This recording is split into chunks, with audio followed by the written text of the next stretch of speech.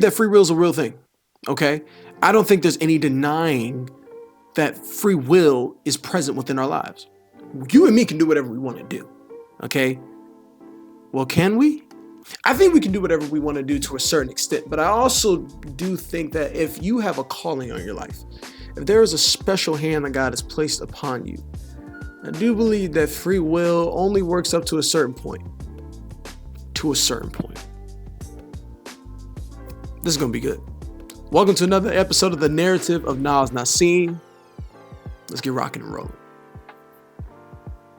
And we are back with another episode of the Narrative of Niles Niseem with me, your boy, Niles Niseem. And we are here to discuss something that is a really cool topic to me. It's something that I've been really thinking and mulling over for the past couple of years. And I've been trying to figure out how to communicate it because this is going to sound crazy. But I think if you are with me on the same wavelength, you're going to understand what I'm saying. Check this. I have free will, yet I have no free will at all. I know, right? That don't make sense. You just contradicted yourself. You say you have free will, but you don't have any free will at all. You need to make up your mind. What are you trying to say now? I'm glad you asked. Just stick with me. Just stick with me, okay? When you are great, okay, there are certain rules that you have to abide by in order to stay in that area of greatness. Okay, so when you see your favorite celebrities do what they do at a high level and maintain success, when you look at their daily lives and you look at their daily interactions and their habits, you see that there are rules that they are following. There is stuff that they know that they cannot do because if they do it, it ruins where they are, what they're doing, how they're moving, what the perception of them is. So they willingly make sacrifices because they understand that I'm already not like everybody else, therefore I cannot move like everybody else. It's a conscious choice. And we all understand that, duh, right? You know that as a celebrity, I can't do everything I want to do, so I have to make sure that I'm moving, correctly and moving the right way. That's common sense. So you know that. Now, what about on the way up? What about on the way up? We still follow those same principles, but if you truly want to be great and know you're going to be great, you find yourself kind of trapped.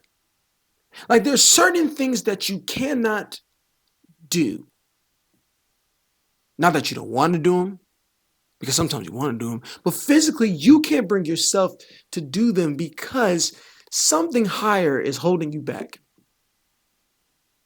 And can we be real? Can we be real? All right, let's break it down for me. In my case, I don't drink, I don't do drugs, I don't smoke. I've never done that. I can't bring myself to do it. My friends can tell you, I can joke around, I play it. Don't get me wrong, I've wanted to. Oh, I've wanted to. And some of this past 2 years probably is the closest I've ever really wanted to begin doing it. But I can never really truly pick up the bottle to pour or light the blunt. Or line them up and get a little in, I can never do it. I physically couldn't grab or possess my hands to be able to do that, right? And why is that? Something over me and something above me, more like someone, ain't allowing me to do it. There's other rules that I have too, where I just can't physically bring myself to do it. And my friends will say all the time, "Oh, Niles, you have free will. Oh, Niles, you can do this. Oh, Niles, you can do that." I mean, in theory, yes, but in practicality, not a chance. Anybody ever felt that way? Like in theory, on paper, yes, I can do this, but in actuality, I can't physically bring myself to do it. And you know what? I started to think to myself, this prayer stuff is really real. This calling, this protection from the Lord, if you truly lean into it, it is for real. It is for real. And it allows you to still have free will to do what you need to do, but it protects you from yourself. Because not all free will is good free will. Because let's just be honest, we're human, we're stupid. And we can mess up our own selves. We can mess up our own path. But sometimes we have to acknowledge that prayers are strong enough to outweigh our stupidity. I started to think to myself about my upbringing. Every day before I left the house, my mom would put, if you're Christian, about the prayer oil. She would put prayer oil on my head and pray over me. I saw letters of prayers that she would write about me while I was in her stomach. I've overheard her in a room going to war for me at night, spiritually, and making sure that I was okay. Those prayers from a mother are powerful. They're more powerful than your stupidity. And the problem is that sometimes we sit there and we wonder, why haven't things gotten worse? How have we still made it? How have we still been able to figure it all out? It's because there was somebody fighting on your behalf to keep you sane and to keep you in the right lane. And because they kept you in the right lane, you're still on the path to greatness, despite how you have the potential to still mess things up.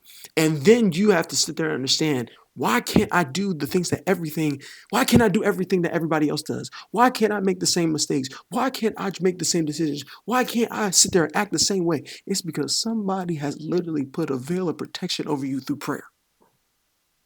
And I don't usually get too crazy spiritual on this podcast, but I need you to understand that prayers work. Talking to God works. And sometimes people have gone before you to help protect you and light a path so that all you have to do is wake up, breathe, and walk. See, I'm the product of a lot of prayer, a lot of fasting, heck, a lot of suffering. So I can't mess up.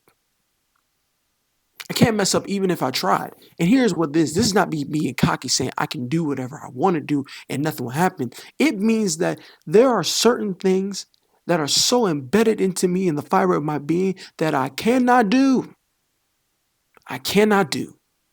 And to God be the glory, I pray that I never have the ability to do it. You see, this stuff it goes way deeper than us. But I want you to understand too that prayers don't have to be just powerful from somebody else. They can be powerful from you. See, at the end of the day, we all have to stand before ourselves. Stand for ourselves.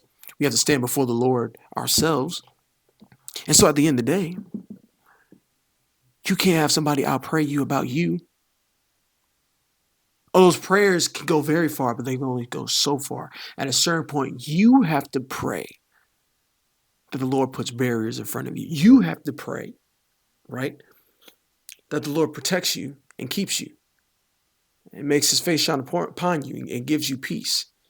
You have to pray that no matter what, and no matter what I do, I'm going to get to where the Lord wants me to be. You got to make that call. Because it's only it's like insurance. You can be on your mother's insurance till 26, but after that, partner, you got to get your own plan. You can be, let me tell you something. In life, you can be on your parents' prayer insurance, but at a certain point, you got to go out and get your own plan. Have your own conversations. Have your own talks. Sometimes you got to go to war for your own self at night and for your family and for your kids. Because that's a cycle. That's how it goes. And when you're trying to be great, and when you want to sit there and make sure you go throughout this life getting to the heights that you want to get to without being unscathed, the only thing that can get you there and the only thing that can keep you there is a good old consistent conversation with Christ himself every single day. I'm telling myself that because sometimes I slack. Because sometimes I'm still mooching off of the parent prayer plan. But if I want to go where I want to go, which is big time, if I want to go higher, let me tell you something, the air is thin. The oxygen is thin up there. I could pass out. Ain't nothing about me strong enough to stay up at that altitude unless the Lord is my oxygen tank.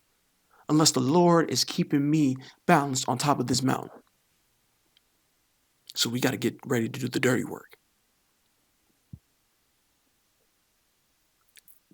I laugh because at first I was frustrated with the fact of the matter that I couldn't live life the way I wanted to like other people were.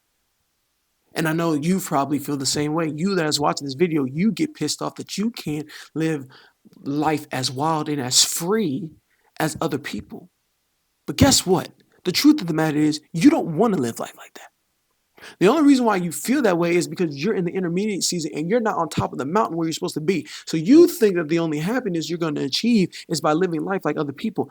They're living life like that because there is no mountaintop for them. They're not going to the same destination that you're going. So they can do whatever they want because they probably aren't even going to go where they want. Because to be real and honest, they probably don't even know what they want. But you do. You feel it. You understand the urge. You understand the deep, uttermost, and guttural understanding that something in you is big. Something that's over you and watching over you is even bigger. And in order for it to come out, you got to stick to the game plan. You got to stick to the program. Ain't nobody bigger than the program except for the creator of it. And you need to stick to it so that you can get the job done. I promise you, the temporary satisfaction of living like other people pales in comparison to the pain you will feel because you didn't reach your purpose. It will eat you alive. And that is why, for those of you watching this who feel compelled, who feel like they have almost like blockages and fences and chains around them that won't allow them to wild out, there's a reason why you feel that. It's because you got something so great on you that God cannot allow you to mess up. He cannot allow you to mess up. He won't allow you to mess up. You'll make little mistakes. You'll make dumb things here or there. You'll make still choices because you're human. And because you do still have free will in some aspects. But all in all, he is going to put you on the unbeaten path and get you to where he needs you. Because millions of people depend on it. That's real. And that's raw. And as I see it right now, the rules that I have in place, I don't think I'm going to break them. But I don't think I'm going to break them because I'm strong enough. I'm not strong enough. Again, I'm not pulling on the reins. I'm not steering this ship. So it don't matter what I want. It don't matter what I want. I promise you, there is freedom in structure. There is freedom in discipline. What may feel like a restriction right now, the very thing that you are feeling is like a restraint is going to be the catalyst to your rebirth. The thing that you feel like is going to be a restraint is going to be your realization to who you are and what you're called to be. Don't get caught up in the noise. Stay focused. Stay focused. It's for a reason. It's a blessing. It's for a reason, and it's for a season. And it's coming up real soon. God bless y'all. I'll see you on the next episode.